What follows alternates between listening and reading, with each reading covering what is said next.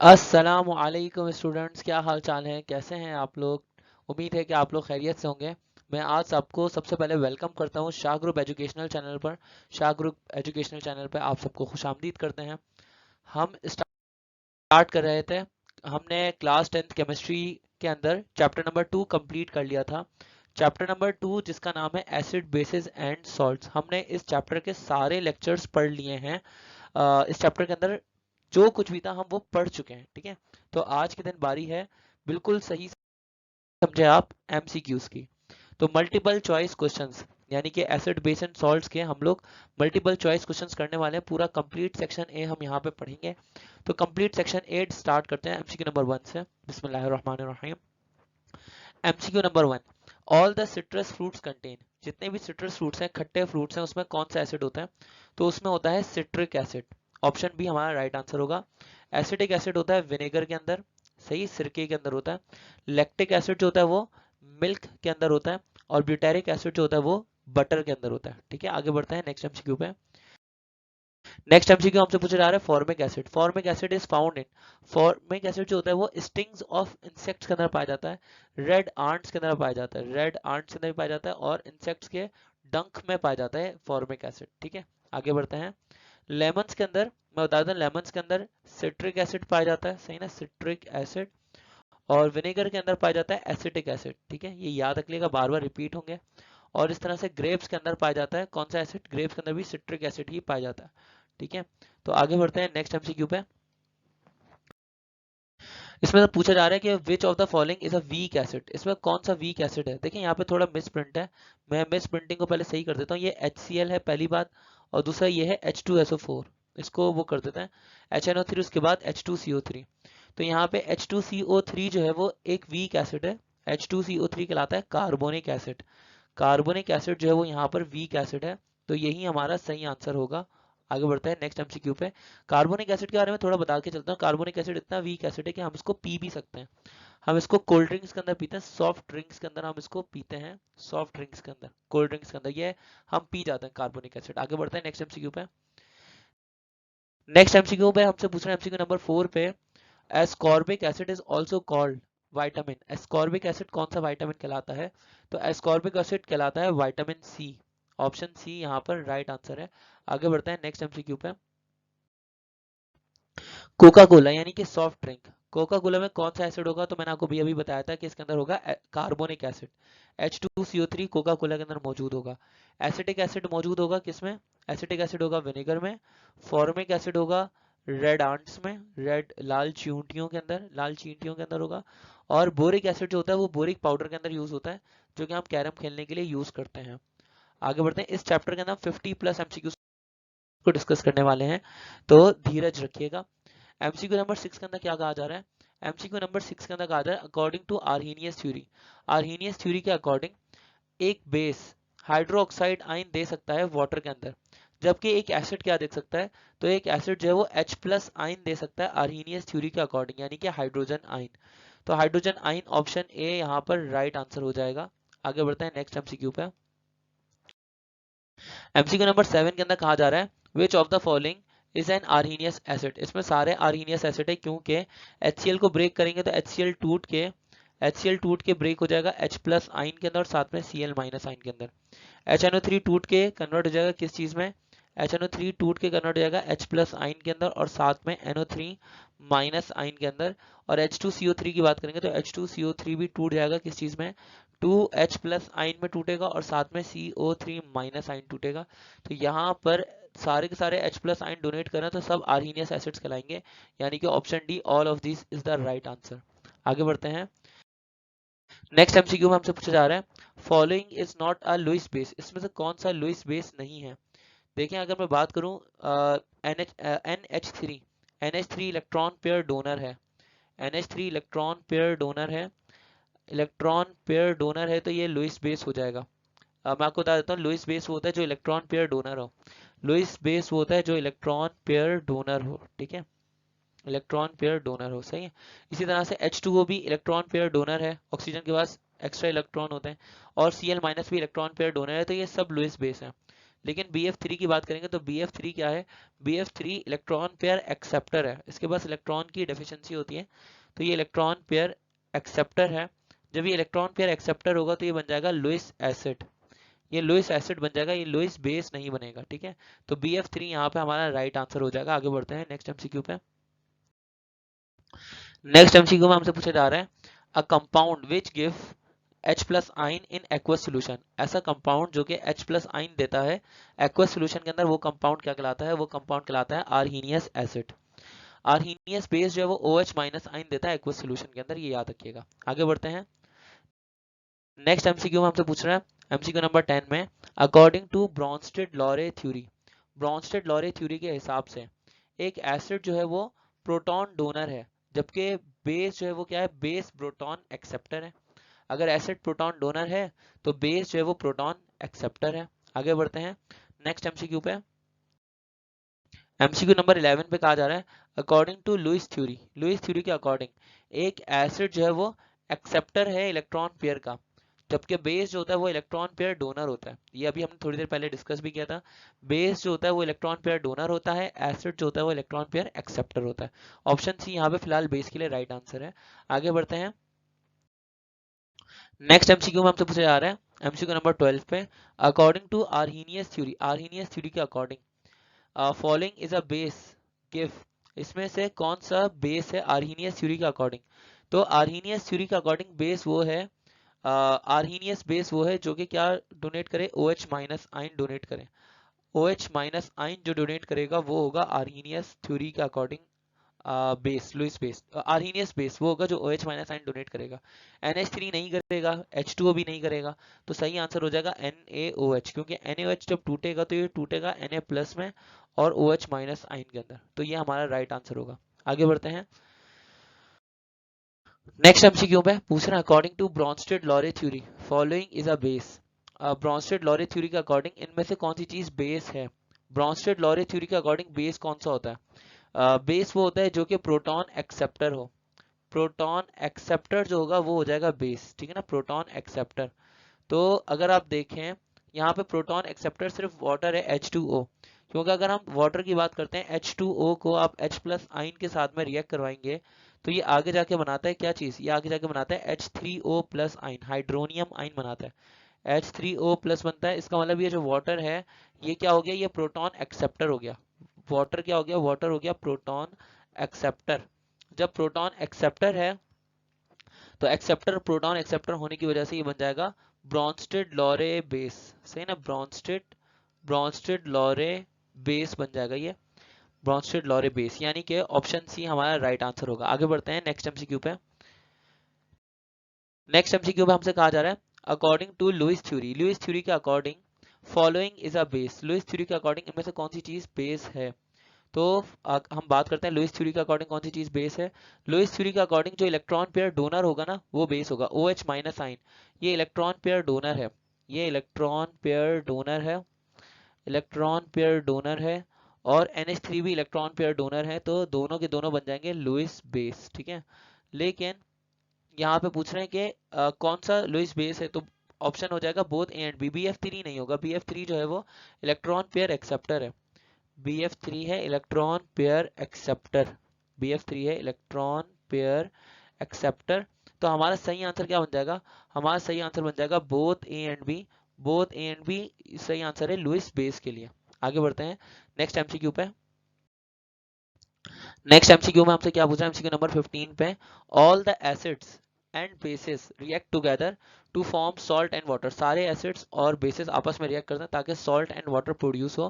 तो ये रिएक्शन क्या कहलाता है, ये रिएक्शन कहलाता है न्यूट्रलाइजेशन रिएक्शन, जिसमें एसिड और बेस रिएक्ट करके सॉल्ट एंड वाटर बनाते हैं। आगे बढ़ते हैं नेक्स्ट एमसीक्यू में पूछ रहे हैं कि न्यूट्रलाइजेशन इसमें से कौन सा रिएक्शन है।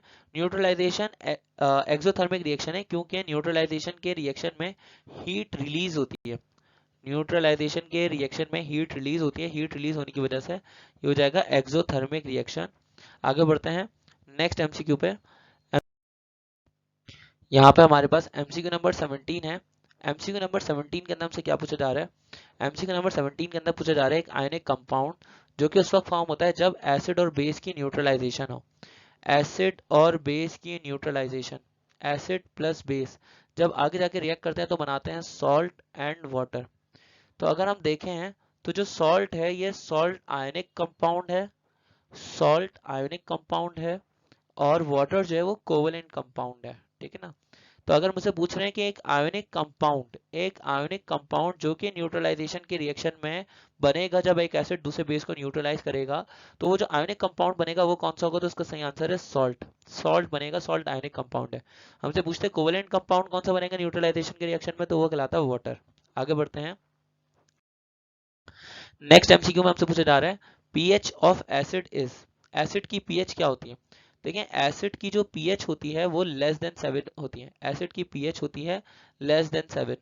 और बेस की पीएच कितनी होती है, बेस की पीएच होती है ग्रेटर देन 7। और जो न्यूट्रल कंपाउंड्स होते हैं उनकी पीएच होती है एग्जैक्टली 7, ठीक है ना, ये याद रखिएगा। तो एसिड्स की पीएच लेस देन 7 है, तो option D is the right answer. आगे बढ़ते हैं नेक्स्ट एमसीक्यू पे। हमसे पूछ रहे हैं पीएच ऑफ ह्यूमन यूरिन कितनी होती है, इसकी रेंज क्या है, ह्यूमन यूरिन की पीएच की रेंज कितनी है। तो ह्यूमन यूरिन जो होता है उसकी पीएच आप ये समझ लें कि कुछ एसिडिक होता है।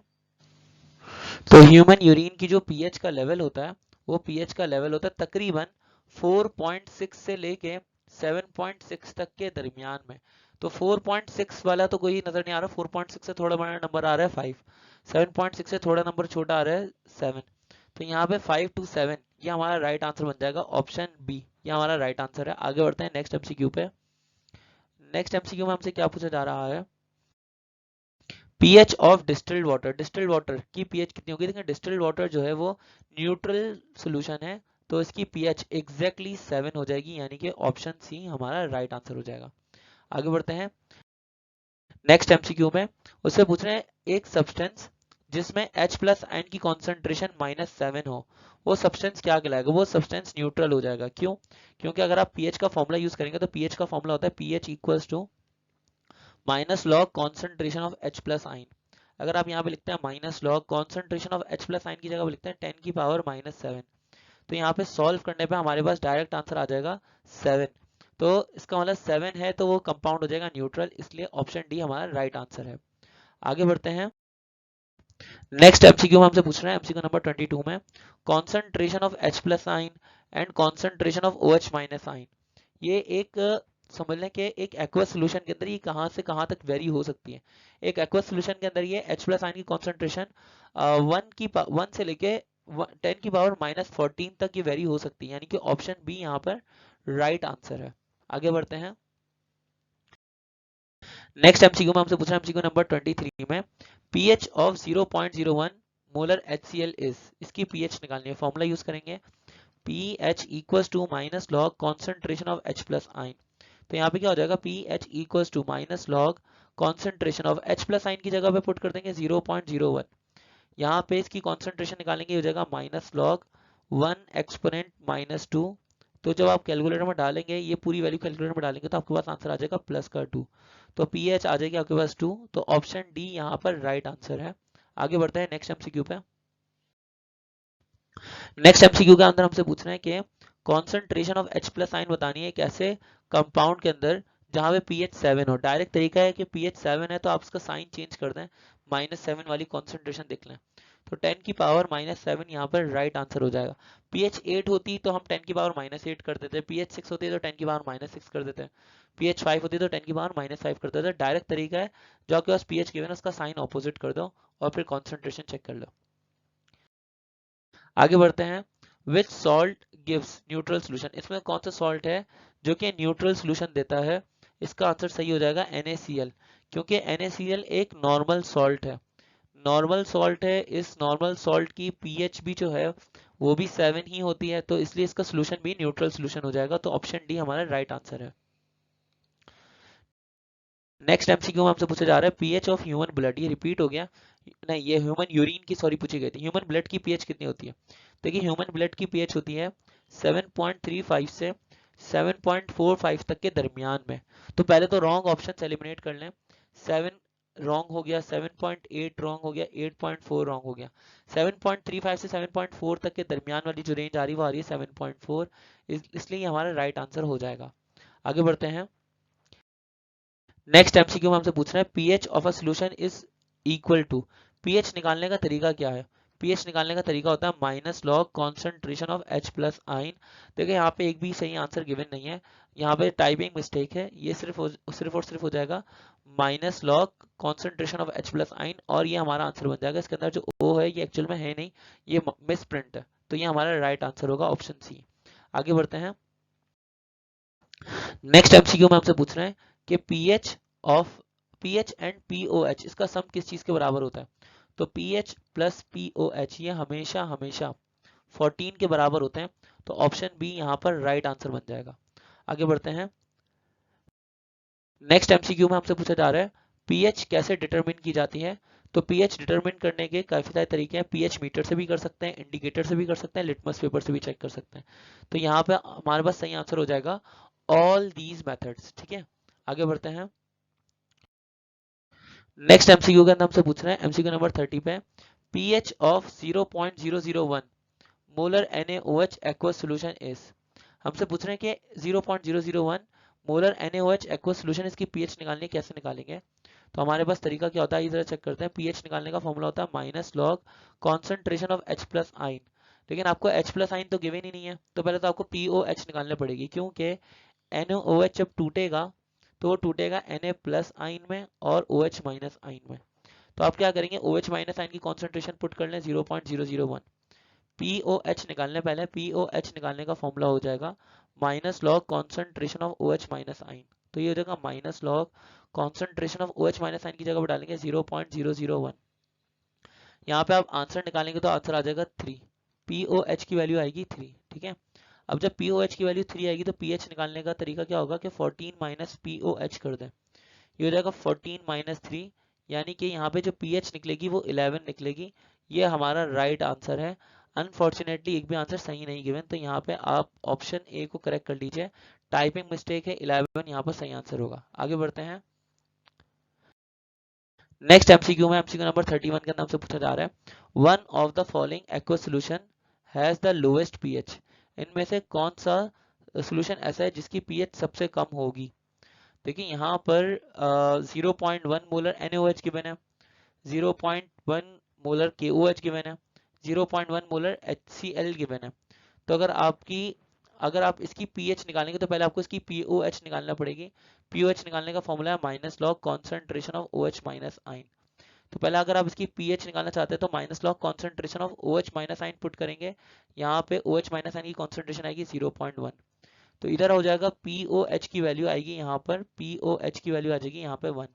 तो यहाँ पे PH की वैल्यू 14 माइनस POH करके आप निकालेंगे, 14 माइनस POH करेंगे तो 1 आएगा, 14 माइनस POH करके आंसर आएगा 13। तो PH इसकी तो आएगी 13। फर्स्ट वाले की PH 13 आएगी क्योंकि 0.1 मोलर NaOH है। यहाँ पे भी KOH है, KOH है, OH नजर आ रहा होगा आपको, यहाँ पे भी OH नजर आ रहा होगा। तो इनकी पहले POH ही निकलेगी सेम इसी तरीके से, और उनका आंसर PH 13 ही निकलेगा। लेकिन अगर मैं 0.1 मोलर HCl की बात करता हूँ तो HCl टूटेगा किस चीज में? HCl टूटेगा H प्लस आइन में और Cl माइनस आइन में। तो इसकी पीएच निकालने का तरीका होगा कि हम minus log concentration of H plus ion कर लें, यानी कि pH equal to minus log concentration of H plus ion की जगह पे पुट करते हैं 0.1। तो यहाँ पे आंसर आ जाएगा प्लस का 1 पीएच आएगी, और यही सबसे छोटा आंसर होगा, यानी कि ऑप्शन सी यहाँ पे हमारा राइट आंसर बन जाएगा। इसी तरह से अगर मैं इसकी पीएच निकालता हूँ HNO3 की, तो इसकी पीएच निकलेगी 3। आप खुद से चेक कर लिएगा। ठीक है, आगे बढ़ते हैं नेक्स्ट एमसीक्यू पे। नेक्स्ट एमसीक्यू का हमसे क्या पूछा जा रहा है, one of the following pH is considered as acid. इनमें से कौन सी पीएच ऐसी है जिसको एसिड कंसिडर किया जाता है? तो एसिड की पीएच जो होगी वो लेस देन 7 होगी। ठीक है, तो यहाँ पर 7 से बड़ी वैल्यूज है या 7 के बराबर है, तो सही आंसर नहीं हो सकता। ऑप्शन ए, ये 7 से छोटा है, तो ये हमारा सही आंसर हो जाएगा। आगे बढ़ते हैं नेक्स्ट एमसीक्यू पे। 33, कौन सी पीएच ऐसी है जो कि बेस कंसिडर की जाएगी? तो पीएच ग्रेटर देन 7 हो तो वो बेस कंसिडर की जाती है। यहाँ पे पीएच ग्रेटर देन 7 सिर्फ और सिर्फ 9 है, तो ये हमारा सही आंसर हो जाएगा, ये बेस की पीएच कंसिडर की जाएगी। आगे बढ़ते हैं नेक्स्ट एमसीक्यू पे। नेक्स्ट एमसीक्यू में आपसे पूछा जा रहा है प्योर वाटर की पीएच कितनी होगी? प्योर वाटर की पीएच हो जाएगी 7, क्योंकि वाटर एक न्यूट्रल सोल्यूशन है, इसलिए 7 हमारा राइट आंसर होगा। आगे बढ़ते हैं नेक्स्ट एमसीक्यू पे। एमसीक्यू नंबर 35 के अंदर कहा जा रहा है pH is the measure of concentration of H plus ions, यानी कि हाइड्रोजन के ions, concentration of H plus ions, H plus ions यानी कि हाइड्रोजन आइंस, ये हमारा राइट आंसर बन जाएगा। आगे बढ़ते हैं।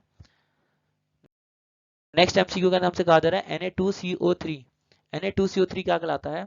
तो Na2CO3 कहलाता है सोडा ऐश, सही ना, सोडा ऐश, ऑप्शन सी यहाँ पर राइट आंसर हो जाएगा। आगे बढ़ते हैं नेक्स्ट एमसीक्यू पे। नेक्स्ट एमसीक्यू का आंसर हमसे पूछ रहे हैं chemical formula of washing soda. Washing soda का केमिकल फॉर्मूला क्या होता है?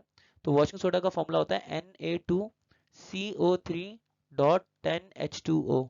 तो यहाँ पे सही आंसर हो जाएगा ऑप्शन ए। ठीक है, आगे बढ़ते हैं नेक्स्ट एमसीक्यू पे। नेक्स्ट एमसीक्यू में हमसे कहा जा रहा है salts that are formed by the reaction of strong acid with weak base. Strong acid और वीक बेस के चक्कर में जो सॉल्ट प्रोड्यूस होगा, उस सॉल्ट में कौन सा करेक्टर आएगा? उस सॉल्ट में यकीनी बात है कि एसिड स्ट्रॉन्ग है तो एसिड का करेक्टर आएगा, तो ये सॉल्ट जो बनेगा ये सॉल्ट हो जाएगा एसिडिक सॉल्ट। ऑप्शन ए यहाँ पर राइट आंसर होगा।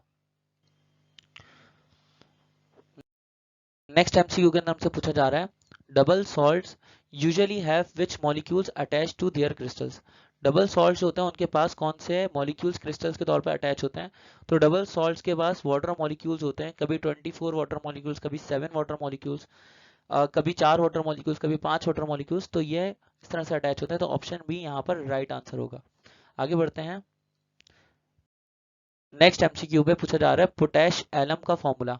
पोटैश एलम के अंदर आपको पोटेशियम नजर आएगा, पोटेशियम नजर आएगा, यानी कि के एलम के अंदर आपको एल्यूमिनियम नजर आएगा। ठीक है, और साथ में 24 मॉलिक्यूल्स ऑफ वाटर दिखेंगे, ये इसका फॉर्मूला है। तो आप देखें potassium sulphate, aluminium sulphate same same है, तो ये कोई घबराने वाली बात नहीं है। 24 H2O साथ में गिवन है, तो ये हमारा राइट आंसर हो जाएगा ऑप्शन ए। ठीक है, आगे बढ़ते हैं नेक्स्ट एमसीक्यू पे। नेक्स्ट एमसीक्यू के नाम से कहा जा रहा है कॉपर सल्फेट। कॉपर सल्फेट को और क्या कहा जाता है? कॉपर सल्फेट को ब्लू स्टोन कहा जाता है या नीला थोथा कहा जाता है, ब्लू स्टोन। आगे बढ़ते हैं नेक्स्ट एमसीक्यू पे। नेक्स्ट एमसीक्यू का नाम से पूछ रहे हैं which substance yield ions when dissolved in water. इनमें से कौन सा सब्सटेंस ऐसा है जिसको जब पानी में डिसॉल्व करो तो वो आइंस बनाता है? एसिड्स भी आइंस बनाते हैं, क्योंकि HCl है, मान लें कि एसिड, वो टूटेगा H प्लस आइन में और OH माइनस आइन में, आइंस प्रोड्यूस होगा। अगर सॉल्ट्स की बात करें NaCl, जब ये टूटेगा पानी के अंदर तो ये बनाएगा Na प्लस आइन और Cl माइनस आइन।